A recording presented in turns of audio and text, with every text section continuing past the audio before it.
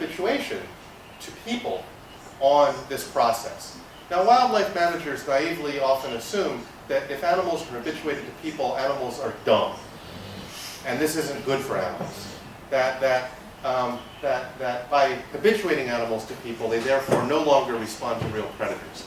That makes a really important assumption, or there's a testable hypothesis there about how humans are perceived.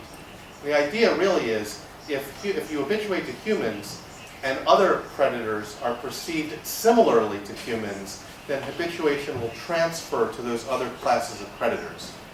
That's kind of dumb. May happen, but it's kind of dumb. So the question is that really happening or not? And by looking at habituated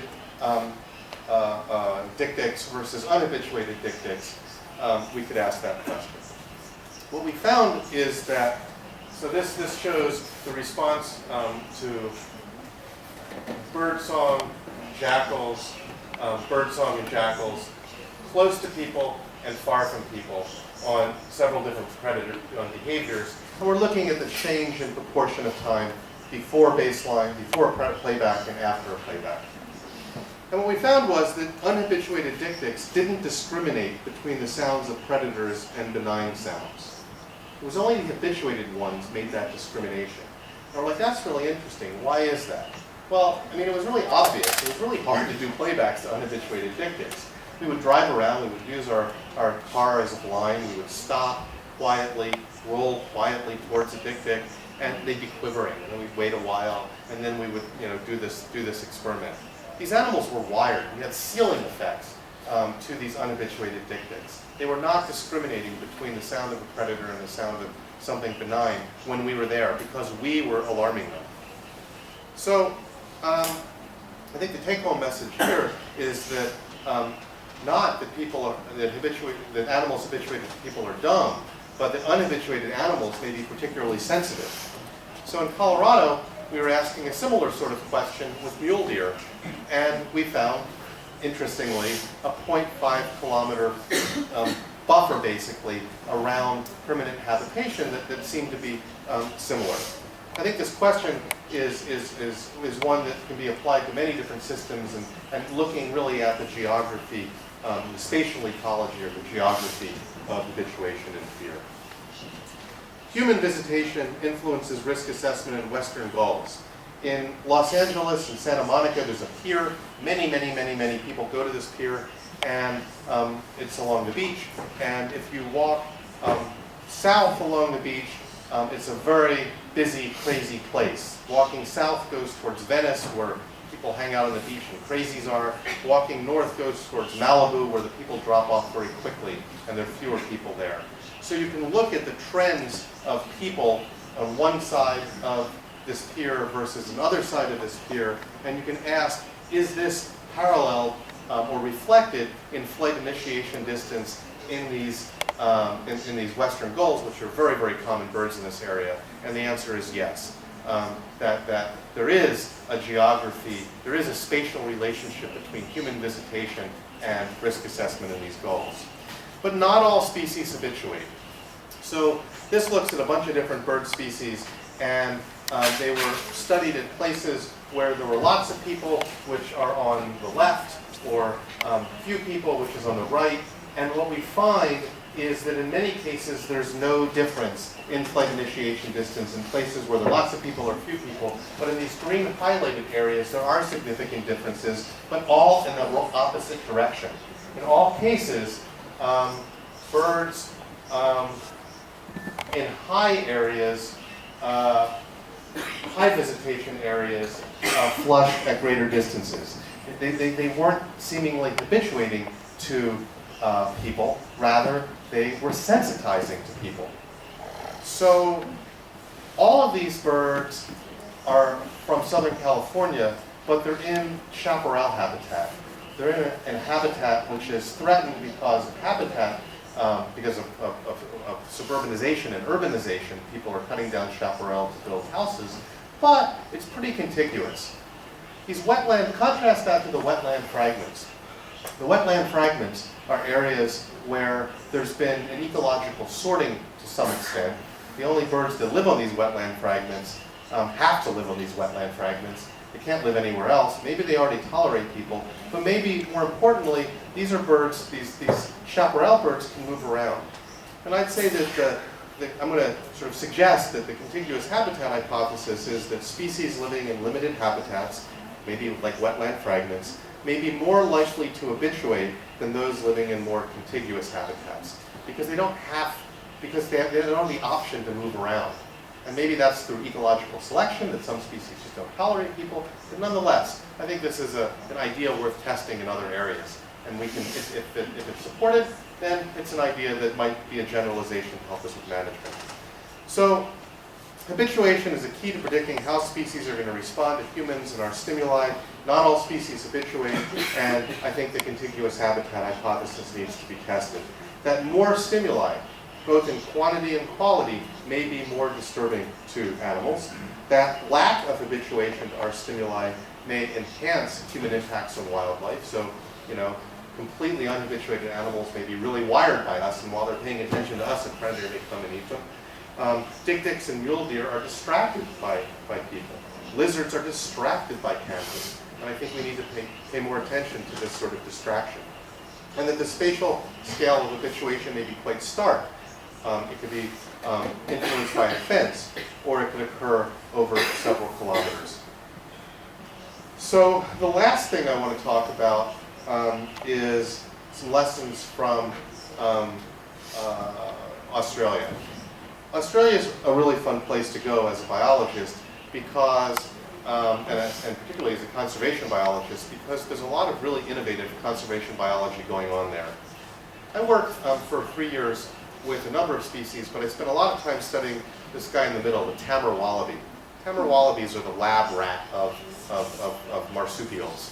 They're the smallest of the macropod, Macropus genus. They're the big guys, the red kangaroos and the gray kangaroos. These are about the size of a cat. You can keep them in captivity easily, and they're used for a lot of physiological studies. Yet they're eaten by all sorts of things. Historically, they were eaten by large lizards. They were eaten and still are eaten by large eagles. Historically, they were eaten by now extinct terrestrial predators, the thylacine. The last 5,000 or so years, they've been eaten by dingoes. But interestingly, it was the introduction of cats and foxes which led to the rapid demise of many species. Australia has the world's worst record of known mammalian extinctions. 16 or 18 species of mammals have gone extinct since European colonization. And most people attribute this to cats and foxes. And it's sort of an interesting question, why, given this long history of exposure to predators, are cats and foxes particularly bad? And part of it may be an ecological problem. With cats and foxes came rabbits, and there were lots of cats and foxes, so there might be hyperpredation explanations as well. In any event, the approach we took in Australia involved traveling around and looking at different populations that had different histories of exposure to predators, and really trying to ask the general question, what happens when you move to suburbia? What happens when you move to a safe place? Do you still lock your door at night? Do you still carry your keys and mace in your hand when you're walking to your car? How long does fear persist? And how might we understand that? Because there are profound consequences of that for wildlife management, particularly with respect to translocation. So one comparison I want to talk about is comparing Kangaroo Island, which is an area, an offshore island, where Tammar wallabies have been isolated from mammalian predators for 9,500 years, but they have aerial predators. Contrast that to a place in Western Australia on the mainland where they have a rich history of exposure to historically important terrestrial predators, more recently cats and foxes, as well as aerial predators and historically large lizards. The Teutoning population almost went extinct, and it was through some aggressive conservation, basically they poisoned all the foxes, that the population came back. We looked at a number of anti-predator behaviors, group size effects, how animals change time allocation as a function in group size. We looked at trade-offs between foraging and vigilance. We looked at where animals were active, and we looked for wallabies at least at flight initiation distance. We know in general that sociality dilutes predation risk. I certainly teach my students, or maybe they discover this empirically, that if you're surfing alone, you've got some risk of being killed by a shark. If you surf with a buddy, you can make the convenient assumption that the shark will only eat one of you. You've just halved your risk simply through dilution, et cetera, et cetera, et cetera. 3 or so models of anti-predator behavior, dilution, detection, and some other models, predict a nonlinear response in the probability of being killed by a predator with increasing group size. And if that's true, we often see animals trading off this decreased risk with a parallel reduction in time allocated to anti-predator vigilance. They can forage more with greater groups. So what we found is that, this is sort of a complex graph. What we found is that on Kangaroo Island, Tawny, looking at wallabies, so Kangaroo Island is the safe place, Tawny is the dangerous place. We're looking for the evidence of group size effects, both for foraging and looking, and for tamers, we found it. What I neglected to say is that on Kangaroo Island, western great kangaroos have no predators, and they haven't probably for 9,500 years. So western great kangaroos are perfectly safe on Kangaroo Island, but wallabies still face some risk of predation by terrestrial predators. So we find changes in time allocation for western great kangaroos at the risky place, but not at the safe place. So anti-predator behavior, in this case group size effects, are malleable and can be lost over time. What about trade-offs between foraging and looking? These are quite plastic. Both species were more vigilant at the risky location. They were more vigilant at the Tawny site than the Kangaroo Island site. Space use is plastic. So one thing I didn't say is that both of these species spend their days in dense cover. And at night, they come out and they forage in open areas. And the question is, what do? So to use a North American baseball analogy, the tamer wallabies, come out and they go out, and if they get scared, they go back into cover. At the risky site, they forage on average closer to cover than at the safe site. By contrast, kangaroos would come out at Tawny, and they would come out around sunset, and they'd get up and they'd look around, and they'd skip out to the center of these open areas, and they'd get up and look around. Cover was obstructive for kangaroos. Cover was protective for tamer wallabies. So that's another thing that's quite plastic. We couldn't flush the kangaroos at the scary site, at the high-risk site, because they were very scared all the time. But flight initiation distance was quite plastic for wallabies. So anti-predator behavior varies along a continuum of plasticity. Some of these are quite plastic, some of them are constrained. And the question then becomes one of why the constraints? What drives these constraints? Why might group size effects persist in tamer wallabies? I sort of led to the answer before. They have one predator there. So the hypotheses for constraint are the ghost of predators past hypothesis, there's a pleiotropic hypothesis, and there's a functional integration hypothesis. And all of these acknowledge that if you lose predators, maybe it's no longer adaptive to allocate as much time for any predator vigilance or things like that, and that the ghost of predators past hypothesis says, well, there were predators in the past and you just don't lose it. The pleiotropic hypothesis says that in really a genetic way, genomic way, these are pleiotropic traits, and therefore that you can pull things out of the system and you can still keep them. And the functional integration hypothesis says that, well, you need vigilance for social reasons in addition to any predator reasons, and therefore, because you always have to be vigilant socially, these are functionally integrated and you're going to maintain these traits even if there's no current benefit from doing so. So I sort of pulled these together and predicted that something I call the multi-predator hypothesis, or proposing something called the multi-predator hypothesis, that the presence of a single predator will maintain pleiotropic or otherwise linked or integrated anti-predator behavior. We know to some extent that complex systems don't function well if parts are removed. So we probably expect integrated or pleiotropic anti-predator behavior. For example, if you're in the US and North American grasslands, we have an antelope called the pronghorn antelope. pronghorn antelope can run 75 miles an hour at a high speed. There is nothing that can run that fast and chase them now. But they evolved with North American cheetah, which have been extinct for many years, but they still run that fast. If you're a small ungulate, when you're a baby, you have spots, and when you have those spots, you also have to be immobile. Your mother leaves you in a place and comes back and nurses you, and then you stay immobile and have your spots. If you have spots but jump around, that's not going to be so good. As an adult, you rely more on speed to escape predators. So any way you look at it, we expect all of these things to co-evolve. We expect all of these things not to be assorting independently. So if that's true, maybe anti-predator behavior will generally be linked in some way. I mean, these are genomic tests that we now have the technology to begin to address. And that selection should maintain these linkages if there's any benefit from doing so. In other words, as long as there are some predators. So the multi-predator hypothesis then says that animals living with some predators will maintain anti-predator behavior, while those living without any predators will lose it. So we studied tamer wallabies at a couple other locations. One was a location where there were snakes, but there weren't mammals and there weren't raptors, and the snakes would eat the wallabies. And the other location was New Zealand, where 130 years before we were studying them, the New Zealand governor at the time, Governor Gray, decided he wanted some mammals in his property and brought over tamer wallabies and some other species from Australia. And the New Zealanders want to get rid of them all now because they're an invasive pest.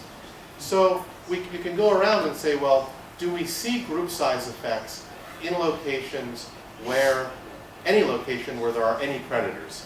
And do we not see group size effects where there are no predators? And the answer is yes.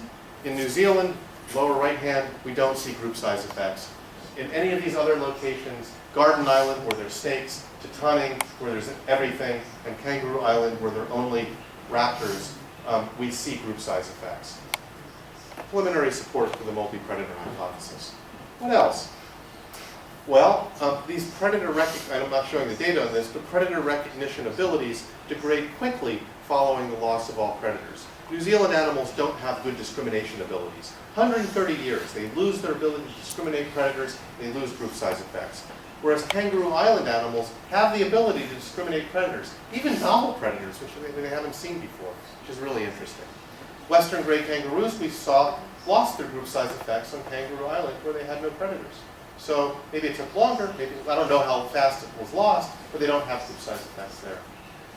So, and then there's other support for this from other taxa as well. But it's a testable hypothesis, and it has implications for management in the sense that if you have a choice of getting an animal that you want to bring back into or translocate or reintroduce to a location, try to find animals from places that have some predators, if possible.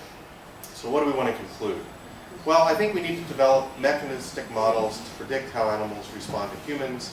I think we can use flight initiation distance as a metric to gain insight into how animals perceive risk. I think that anthropogenic stimuli may distract animals and enhance vulnerability to predators. I think that not all animals habituate to disturbance. We need to know the conditions of habituation versus sensitization. I can have a testable hypothesis about that. I think that the presence of any predators may maintain any predator behavior, even for extinct predators, if those extinct predators resemble new predators, which is a sign of hope in many cases. And I think that all of these ideas can be applied to solve conservation problems, but they have to be tested in an adaptive management framework. And I want to go on a little bit, because I think from some discussions we've been having in our meeting earlier, I think it's important to think about what I'm going to call a head-banging process, trying to take this knowledge and really develop meaningful collaborations with managers. So I wrote a number of years ago sort of 13 things a behavioral biologist can do to help with conservation. But I think this applies, some of these apply more generally to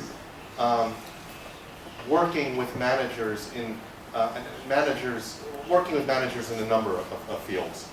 And one of them is, studying endangered species. I try to have my students not study endangered species because often you have sample size problems, but managers are worried about endangered species. So if you want to help a management problem, study an endangered species. Work in an endangered habitat or a threatened habitat. There's a paper that just came out, Science, Nature, something, this week I think, that showed that places where people were studying lots of things or studying anything actually led to more realization by local people about the value of this habitat and also more inadvertent protection of those habitats. So working in an endangered habitat not only builds knowledge, but it also may build community linkages, and it also may protect those habitats. Work on a question of conservation concern. There are many questions of conservation concern. Study more than one species at a time. I mean, we know very little about most species on Earth. So if it's possible to study more than one species at a time, collect data on more than one species. Capitalize on unnatural experiments. Someone brings a dog to a field station, the dog kills all of your animals. Oh my God, that's horrible. Yeah, it is horrible. But maybe it's something that you can learn from, or you can learn from other unintended disasters that happen, around you while you're studying things. Apply Tinbergen's 4 questions. So for the behavioral biologists here, 4 ways of asking questions, 2 about proximate questions, 2 about ultimate. By applying Tinbergen's 4 questions, you really get a very comprehensive, integrative understanding of behavior, and you gain more insights into mechanisms. And I think you'll notice that many of those questions I was looking at slot into Tinbergen's 4 questions. Develop and test predictive models of animal behavior. If we are to make predictions, which managers need, we need to be able to understand those levers of control. Predictive models are the tools that we need to develop. Talk with a wildlife manager. Better yet, listen to a wildlife manager. What are your problems? What do you need to do? Oh, that's interesting. I can't help with that, but did you know my friend over here might be the person? Or that's a really good question. Maybe we can design an experiment out of this. In the US at least, it's very common for conservation plans to be publicly posted and to allow the public to comment on them. A lot of conservation in the US is very stakeholder driven, for better or for worse. So that means that anyone who says, I want to be a stakeholder, is a stakeholder. So if there are ways of commenting on conservation plans, that's a way to learn about what the issues are and be heard. Teach conservation behavior. Teach how these ideas can potentially be applied. I have a textbook for that. Go to lunch with a population biologist because it's population biology that is what conservation biologists care about. You either want to get a population up, or you have a management problem and you want to get it down. And understand more population biology and think how behavior has demographic consequences one way or the other. Go public.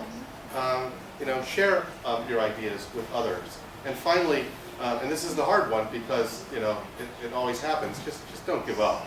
I think we have to keep banging our heads against the wall here. I can talk about a number of projects where I was specifically asked to get involved as a conservation behaviorist by wildlife managers, and ultimately, after lots of really productive planning, the projects were shut down at the last minute because suddenly there was some concern, or suddenly this was too invasive, or suddenly this was whatever. And that's really frustrating. But don't give up, because I think that we have ecologists, behavioral biologists, evolutionary biologists have tools that are important for conservation, and we just have to keep trying to save more and more species. Thank you very much. Thank you so much for having me here. It's been a real educational experience, and I've really enjoyed talking with a lot of people here, and I hope the conversations will continue.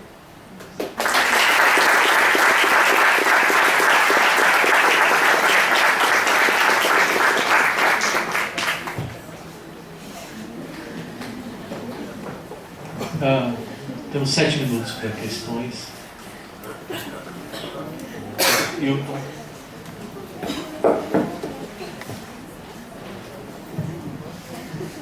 Hi Daniel, thank you very much for your talk. Wonderful ideas, many hypotheses to test. I'd like to hear you a bit more about if you could talk about the link the way you see the link between a population studies in behavior in one species or one small group of species, and community effects for the preservation of the ecosystem as a whole. Do you see there is a link? Because I have seen some papers which say, well, we have been studying, trying to conserve many environments in many different ways, and the conclusion was, well, the places where we have had most success is when we know natural history. That's when we know small and easy things about the species. I would like to hear you on that. So Tim Caro, who's one of the founders of the discipline of conservation behavior, after editing his big edited volume, the last chapter is why behavior isn't useful for conservation, basically. And then he's sort of gone on and been a very critic of conservation behavior, which is interesting. But, I mean, I think I'm going to come back to where I started, which is conservation behavior is really a single species management tool. And conservation biology is, if conservation biology is working, we don't have conservation behavior problems. It's only when you have a problem with a single species, whether something's too abundant, quote, too abundant, or something's not abundant enough, that I think that it becomes very important to begin thinking about behavior and conservation. Now, having said that, if ecotourists, if we're loving our animals to death, developing a better understanding of the very mechanisms by which we may be disturbing whole communities of animals and using comparative analyses to make generalizations about vulnerable types of species could be useful as well to reduce our sort of behavioral footprint on things. So I think that that in any given case, so I don't think there are a lot, I mean, I made some generalizations, but I think those are useful if you're doing something, if you're putting in a hiking trail, if you're trying to, if you have a declining population of birds in a small habitat and you say, well, what can I do to reduce the impact of people on this, but people want to see it? Or, you know, what are guidelines for ecotourism? I think you can come up with some testable hypotheses about guidelines for ecotourism from these sorts of things. But conservation behavior is sort of a last-ditch thing. So single species management. I mean, we do single species management in the US because the Endangered Species Act says you have to. But you've already lost the battle if you've got to save a species from the brink of extinction. If you can save the habitat and save those communities, then you don't have to do any of this stuff.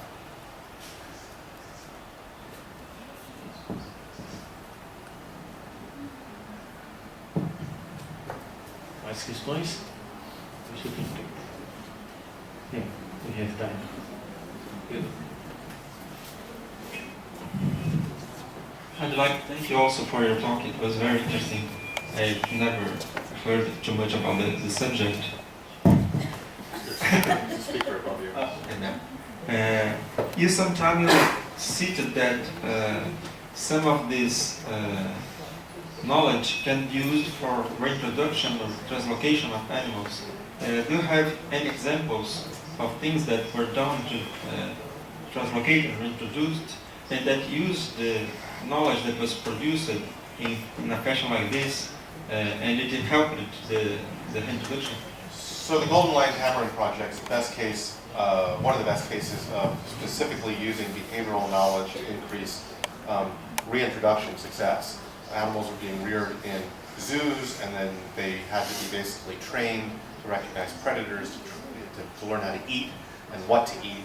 And once these behaviorally invasive processes were instituted, the population went up from a few hundred to a few thousand.